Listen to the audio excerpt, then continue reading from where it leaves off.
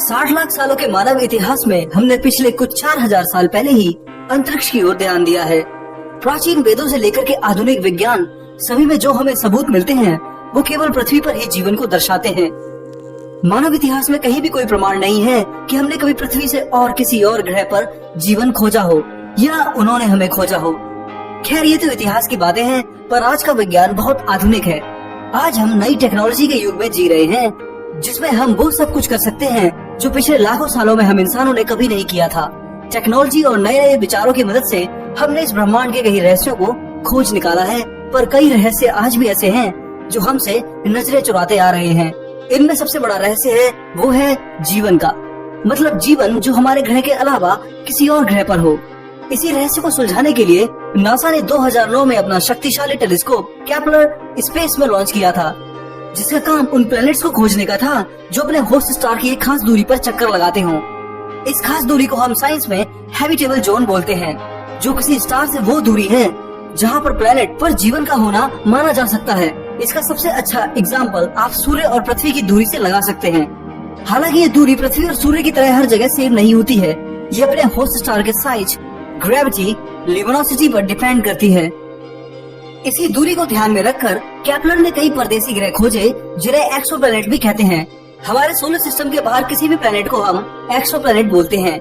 इन्हीं में से एक एक्सोप्लैनेट ने हाल में ही सभी को हैरान कर रखा है। पृथ्वी से 124 लाइट ईयर दूर इस एक्सोप्लैनेट का नाम है K2-18b, जो कि अपने स्टार K2-18 की उसी खास दूरी से परिक्रमा कर रहा है जो कि इसका हैबिटेबल जोन है। ये ग्रह आकार में वैसे तो पृथ्वी से बड़ा है, पर इस पर पानी होने के कुछ सबूत मिले हैं जो ये दर्शाते हैं कि ये ग्रह भविष्य में हम इंसानों के लिए एक नया घर हो सकता है, या फिर शायद यहाँ पर हमारी तरह ही कोई सभ्यता रहती हो, या फिर जीवन के कोई निशान मौजूद हो। नमस्कार दोस्तों, स्वागत है आपका साई मिथ के इस एक्सोप्लैनेट की सीरीज में, जिसमें आज मैं आपको इसी नए खोजे गए ग्रह के बारे में बताऊंगा। साथ में हम एक हाइपोथेटिकल सफर भी इस ग्रह की ओर करेंगे और समझेंगे कि अगर हम इस ग्रह पर आज उतर जाते हैं तो हमारा यहाँ पर एक दिन किस तरह बीतेगा। साथ में हम आज की टेक्नोलॉजी के मीडियम से ये जानेंगे कि हमें इस ग्रह पर पहुंचने में कितने सालों का वक्त लग सकता है। दोस्तों, वीडियो मजेदार और फैक्ट से भरा हुआ है, तो इसे पूरा जरूर देखना। सबसे पहले हम बात करते हैं कि आखिर हम इन प्लैनेट्स को इतनी दूरी से ढूंढ कैसे लेते हैं। साइंटिस्ट जब किसी भी प्लैनेट को जो कि हमारे सोलर सिस्टम से बाहर होता है, जब उसे खोजते हैं तो सबसे पहले टेलीस्कोप के जरिए वो किसी स्टार को देखते हैं। जब उस स्टार को काफी टाइम तक देखने पर अगर उसकी लाइट कभी कम और कभी ज्यादा क्वांटिटी में टेलीस्कोप में रिसीव हो रही हो, तो वैज्ञानिक समझ जाते हैं कि स्टार के आसपास एक ग्रह है जो इसकी परिक्रमा कर रहा है। जब वो ग्रह सीधा इस स्टार और टेलीस्कोप के बीच में आता है तो टेलीस्कोप पर स्टार की लाइट कम पड़ती है, और जब ये ग्रह और एक्सोप्लैनेट अपने स्टार के पीछे चला जाता है तो हमें ये स्टार की लाइट एकदम पूरी टेलीस्कोप पर दिखती है। जब हम इस पैटर्न को और गौर से देखते हैं और रिसीव हुई लाइट को एडजस्ट करते हैं तो हमें एक ग्रह का पता चलता है जो कि अपने स्टार के आसपास घूम रहा है। इस मेथड को ट्रांसिट मेथड कहते हैं। ये ठीक वैसे ही है जैसे कोई हमारे सूर्य को दूर से देख रहा है और हमारी पृथ्वी और दूसरे ग्रह जब इसके पास से होकर के गुजरे तो भी ये जान जाए कि सूर्य के पास कुछ विशाल ऑब्जेक्ट हैं जो यहाँ से गुजर रहे हैं। ट्रांसिट मेथड के जरिए छोटा ऑब्जेक्ट जब बड़े ऑब्जेक्ट के पास से गुजरता है तब एक पॉइंट ऑफ कांटेक्ट बनता है, जिसमें एक लाइट कर्व हमें या अर्थ पर रिसीव होता है। बार बार पॉइंट ऑफ कांटेक्ट के जरिए इस लाइट कर्व की पड़ताल करने पर हम सटीक तरह से इस छोटे ऑब्जेक्ट को, जो कि एक एक्सोप्लैनेट हो सकता है, इसकी डेंसिटी, दूरी और उसकी बनावट भी जान सकते हैं।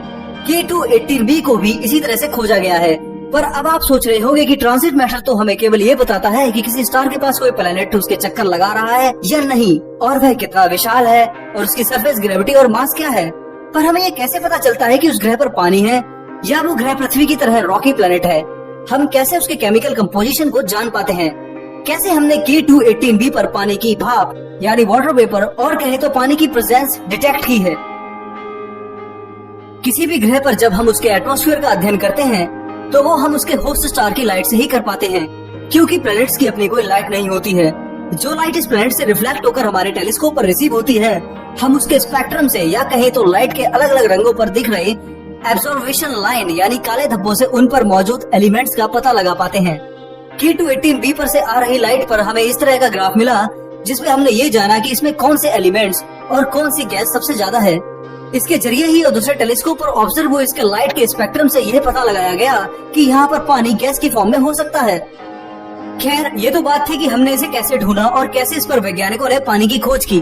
पर फिलहाल ये पानी जो कि गैस फॉर्म में हमें मिला है, वो बताता है कि इस ग्रह का वातावरण ज्यादातर हाइड्रोजन और हीलियम की गैसों से बना है और इसमें पानी की मात्रा शायद 20 से लेकर 50% तक हो सकती है। आपको जानकर हैरानी होगी कि केपलर द्वारा ट्रांजिट मेथड से खोजे गए 2345 प्लैनेट्स में केवल K2-18 भी एकमात्र ऐसा एक्सोप्लैनेट है जिसके एटमॉस्फेयर का पहली बार पता चला है और इसमें पानी की गैस फॉर्म यानी बादलों के होने का भी सिग्नल मिलता है। अब हम बात करते हैं कि इस ग्रह पर हम आज की कौन सी तकनीक से कितने समय में पहुंच सकते हैं और तब हमारे साथ क्या क्या होगा अगर हम हाइपोथेटिकली इस ग्रह पर लैंड कर जाएं। हमारा यहाँ पर एक दिन कैसा गुजरेगा, आइए अब इसे जानते हैं। K2-18 भी हमारी पृथ्वी से 124 लाइट ईयर दूर है, यानी कि करीब 120 ट्रिलियन किलोमीटर और कहीं तो 1020 खरब किलोमीटर। ये इतनी दूरी है कि अगर पृथ्वी के 8 अरब लोग एक दूसरे से 15,000 किलोमीटर दूर खड़े होकर भी लाइन बनाएं, तो भी वो लाइन इस ग्रह की पृथ्वी से जो दूरी है वहाँ तक नहीं पहुँच पाएगी। इससे ही पता चलता है कि 124 लाइट ईयर की दूरी वास्तव में कितनी ज्यादा है। यही दूरी अगर आप कार से 100 किलोमीटर प्रति घंटे से पार करेंगे तो आपको करीब 13 करोड़ साल लग जाएंगे और तब तक तो ये ग्रह यूनिवर्स के एक्सपेंशन की वजह से वहाँ होगा ही नहीं जहाँ आप इस पर जाने के लिए निकले थे। इतना ही नहीं, वॉयेजर 1 की 17 किलोमीटर पर सेकंड की तेज रफ्तार पर भी इस ग्रह पर जाने में हमें 20 लाख साल लगने वाले हैं। पर अगर आप लाइट की स्पीड से बैठकर इस ग्रह पर जाओगे तो आपको अर्थ टाइम के हिसाब से 124 साल लगेंगे, पर टाइम डायलेशन की वजह से आपकी उम्र में केवल 2 साल का ही फर्क आएगा। जैसे ही आप इसकी तरफ आगे बढ़ेंगे तो सबसे पहले आप देखेंगे कि ये प्लेनेट अर्थ से 2.5 गुना बड़ा है और इसका मास उससे 8 गुना ज्यादा है। इसके एटमॉस्फेयर में आपको हाइड्रोजन और हीलियम गैस के साथ पानी के बादल भी देखने को मिल सकते हैं। ये ग्रह आकार और मास में पृथ्वी से कई गुना ज्यादा है, पर इसकी सरफेस ग्रेविटी लगभग पृथ्वी के बराबर है। तो जब आप इस पर लैंड करेंगे तो आपको लैंडिंग में ज्यादा दिक्कत नहीं आने वाली है। लैंड करते ही आप बाहर निकलेंगे तो आपको चलने फिरने में ऐसा लगेगा जैसे कि आप हाथ या पीठ पे बैग टांगकर पृथ्वी पर ही चल रहे हो। ऐसा इसलिए होगा क्योंकि इसकी सरफेस ग्रेविटी पृथ्वी से 10% ज्यादा है। ये आपको ज्यादा दिक्कत तो नहीं देगा, पर सबसे बड़ी दिक्कत आपको इसके तापमान को लेकर ही होने वाली है। दरअसल ये प्लेनेट अपने होस्ट स्टार से काफी नजदीक है। पृथ्वी की जो सूर्य से दूरी है ये उस दूरी का केवल 15% है, यानी कि करीब 2 करोड़ किलोमीटर दूर से यह प्लेनेट अपने स्टार की परिक्रमा करता है। इतनी कम दूरी की वजह से ये टाइटली लॉक्ड होगा, जिससे इसका एक सरफेस हमेशा अपने स्टार की ओर रहेगा और दूसरा सरफेस हमेशा घोर अंधकार में। ये वैसे ही है जैसे हमारा चंद्रमा पृथ्वी की टाइटली लॉक्ड होकर के परिक्रमा करता है। K2-18b के टाइटली लॉक्ड होने के कारण आपको इसकी टर्मिनेटर लाइन पर जाकर के उतरना होगा, जहाँ टेम्परेचर सामान्य पृथ्वी जितना मिल सकता है। टाइटली लॉक्ड होने की वजह से इसके एक तरफ हमेशा दिन तो दूसरी तरफ हमेशा रात जैसा माहौल रहता है। तो इस वजह से हमारी टर्मिनेटर लाइन पर हमेशा शाम और सुबह की तरह कम रोशनी वाला वातावरण आपको मिल सकता है। ये प्लेनेट बहुत तेज स्पीड से अपने स्टार की एक रोटेशन को पूरा करता है, तो यहाँ पर एक साल पृथ्वी के टाइम के हिसाब से केवल 33 दिनों का होगा। एक दिन के अपने इस सफर में आपको अभी तो केवल इस प्लेनेट पर यही सब देखने को मिलेगा, पर कोई नहीं जानता है कि भविष्य में इस ग्रह पर क्या मौजूद हो।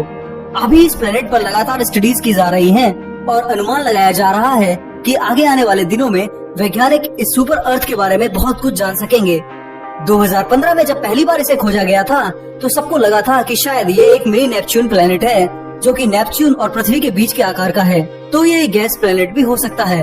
पर 2017 से लेकर के 2019 तक जो रिसर्च सामने आई उसमें हमें पता चलता है कि ये सुपर अर्थ एक्सोप्लैनेट गैस प्लेनेट की जगह एक रॉकी प्लेनेट हो सकता है और इसकी सरफेस ग्रेविटी भी लगभग पृथ्वी की जितनी है।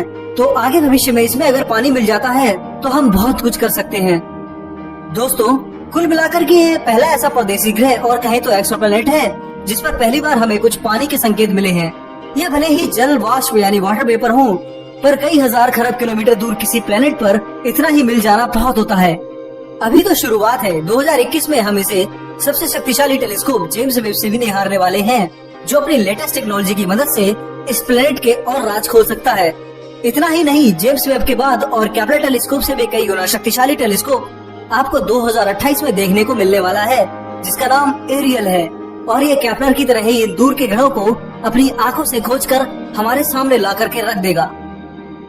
दोस्तों, इस वीडियो में इतना ही। इसमें हमने हाल ही में खोजे गए पहले ऐसे एक्सोप्लैनेट की बात की है जिस पर पहली बार वातावरण यानी एटमॉस्फेयर का पता चला है और पानी होने की स्ट्रॉन्ग पॉसिबिलिटी सामने आई है। उम्मीद है आने वाले सालों में हम इस प्लेनेट को और गहराई से जांचकर इस पर जीवन होने और पनपने की संभावनाओं को भी जान सकेंगे। ये वीडियो कैसी लगी और इसके कौन से पार्ट ने आपको सबसे ज्यादा हैरान कर दिया, उसके बारे में जरूर कमेंट करें। फिलहाल मुझे दीजिए इजाजत, मैं मिलता हूँ आपको अगले हफ्ते एक और मजेदार टॉपिक के साथ। तब तक आप इस वीडियो को शेयर करें और चैनल को अगर अभी तक सब्सक्राइब नहीं किया है तो उसे भी कर लें।